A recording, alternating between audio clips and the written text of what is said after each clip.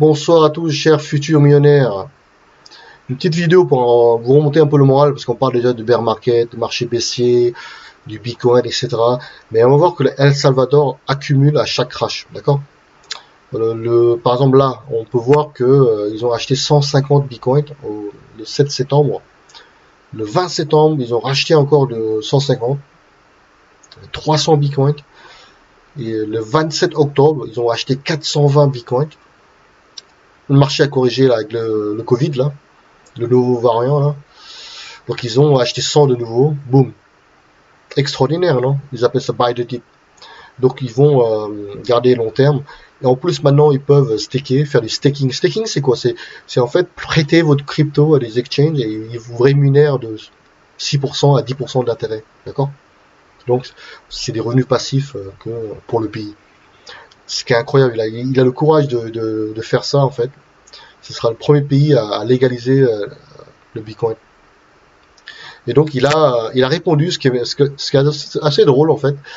Il a répondu à la Banque centrale d'Angleterre qui s'inquiète en fait parce que le El Salvador adopte le Bitcoin et je sais pas pourquoi, mais donc ils ont un peu fait un article sur le El Salvador et qui n'a pas plu au président, ce qui est un peu normal. C'est un pays indépendant, d'accord. La réponse du président El Salvador, et ben regardez, la Banque centrale d'Angleterre, ils impriment de l'argent à partir de rien, du vent. Donc sans commentaire, voilà. Revenons un peu aux nouvelles sur le marché. J'ai vu que la Thaïlande également. Oh, attendez. Hop, la Thaïlande, voilà. La Thaïlande qui veut copier El Salvador et devenir le pays de crypto tax free. Pas de taxe sur la crypto, si vous détenez des cryptos, d'accord? Très bonne nouvelle. J'espère qu'ils vont réussir à le faire. Et regardez, un autre micro-stratégie investi dans le Bitcoin, 414,4 millions de dollars, 7002 Bitcoin, ils ont acheté. Ce monsieur est vraiment un pro Bitcoin depuis des années. Il croit que la monnaie, c'est Bitcoin. Va devenir vraiment, ça sera le Bitcoin, la monnaie du futur. D'accord. Et en plus, maintenant avec tout ce qui est staking, farming, ils peuvent staker du Bitcoin et avoir des intérêts de 6%. Lorsque vous êtes une entreprise privée, vous pouvez, comme on a vu dans la vidéo précédente, qu'une entreprise pouvait émettre de la dette, en fait, une obligation, d'accord? Émission obligataire, on appelle ça. S'ils ont besoin, par exemple, de 500 millions de dollars, donc ils vont émettre de la dette et à taux zéro, d'accord? En ce moment, les taux sont tellement bas, donc tu peux avoir de 500 millions à taux zéro, grâce aux banques centrales, qui rachètent votre propre dette. Avec ces 500 millions, eh ben, la micro-stratégie va investir en Bitcoin, d'accord? Et en plus, en détenant du Bitcoin, ils peuvent faire du staking, c'est-à-dire reçoivent des intérêts de 6% à 10%, et donc ça va les intérêts reçus en Bitcoin va leur permettre de payer leur dette en fait. Non seulement elle a eu 500 millions de dollars à taux gratuit, l'argent gratuit, free lunch, en anglais on appelle ça, free lunch, une expression anglaise. Et donc, grâce à l'argent gratuit, bah, ils vont investir dans le Bitcoin. Vous voyez? Extraordinaire, non? Alors, une autre vidéo que j'ai vue, ce monsieur a fait une vidéo en 2013, mai 2013, et il a quand même eu 87 000 likes pour à peu près presque 2 millions de vues. Et il disait, mais allez-y, quoi, achetez du Bitcoin. Il y a 8 ans, ça valait 1 dollar, et en 2013, ça valait 115 dollars. Il avait dit aux gens d'acheter du Bitcoin. Je pense qu'il y a eu des millionnaires maintenant, grâce à lui. Je sais pas combien, mais il y a sûrement des gens qui ont vendu également. Mais extraordinaire, non? Ce monsieur-là. Il a eu le réflexe, comment dire, l'intelligence d'aller investir dans le Bitcoin en 2013. Bravo à lui. Hein. Chapeau, chapeau. Revenons à tout ce qui est El Salvador. El Salvador, en fait, ce qui se passe, c'est il y a deux portefeuilles. Le premier portefeuille Bitcoin Beach Wallet, c'est un portefeuille en fait qui est pour les étrangers qui viennent au El Salvador et qui veulent utiliser le Bitcoin.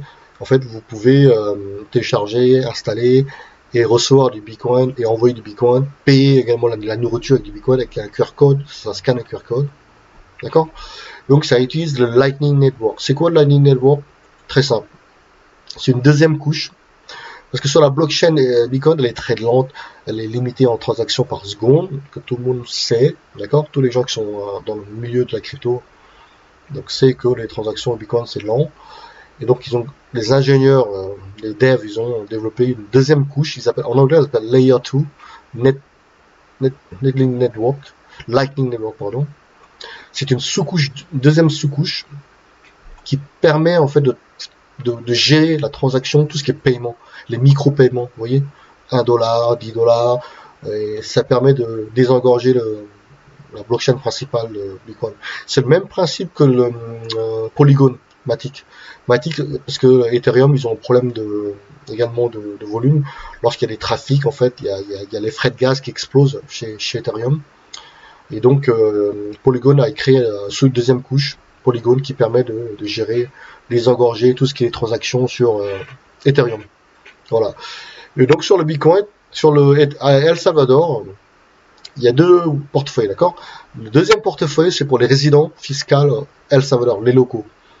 Là, ça sera un portefeuille du gouvernement.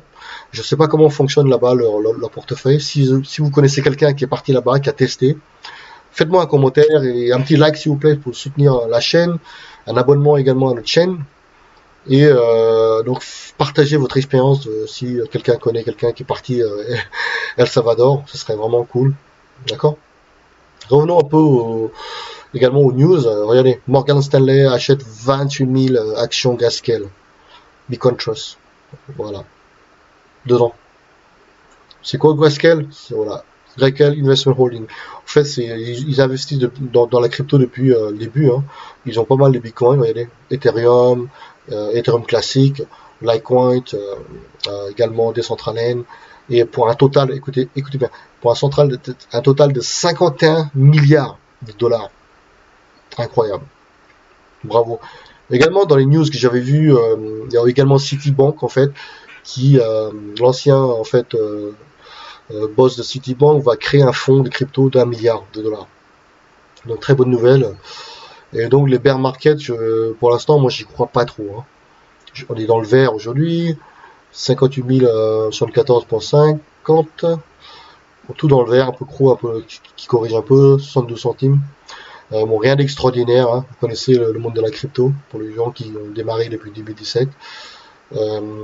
Ça reste dans un canal, en fait, entre 50 et 60, d'accord? Tant qu'on n'aura pas cassé les 50, donc je vois pas je pense pas que ça va aller plus bas, hein. Pour l'instant, j'en sais rien. Mais, pourquoi pas en rajouter, en fait, buy the dip à plusieurs niveaux, d'accord?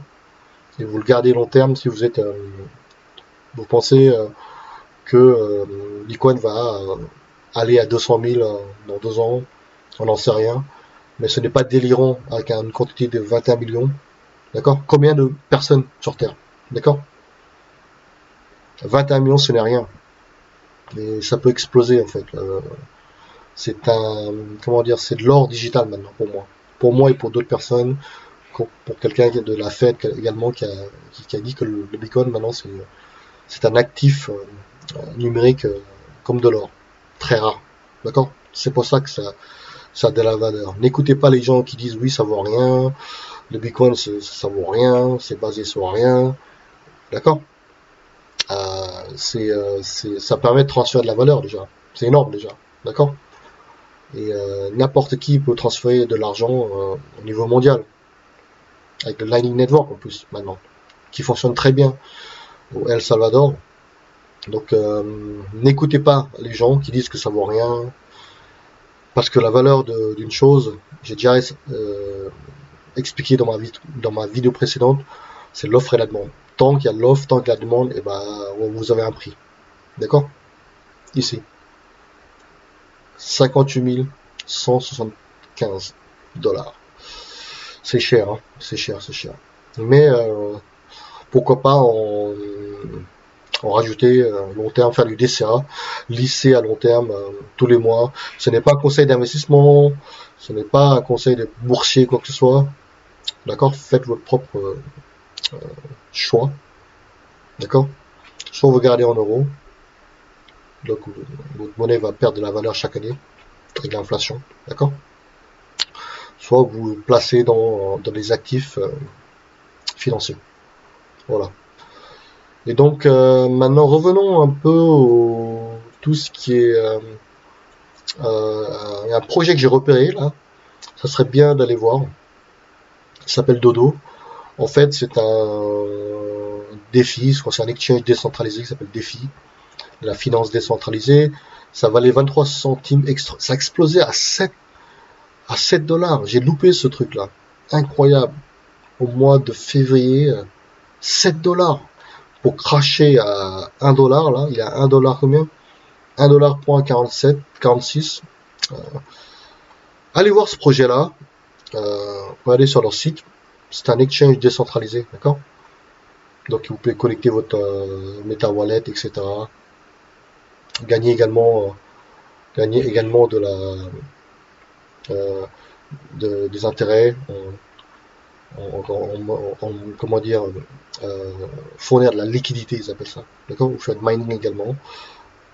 NFT également, d'accord. Allez voir sur leur site, ça serait intéressant. Si vous connaissez ce projet ou pas, faites-moi un petit like, s'il vous plaît, et n'hésitez pas à vous abonner, d'accord? Passez une bonne soirée à tous, au revoir.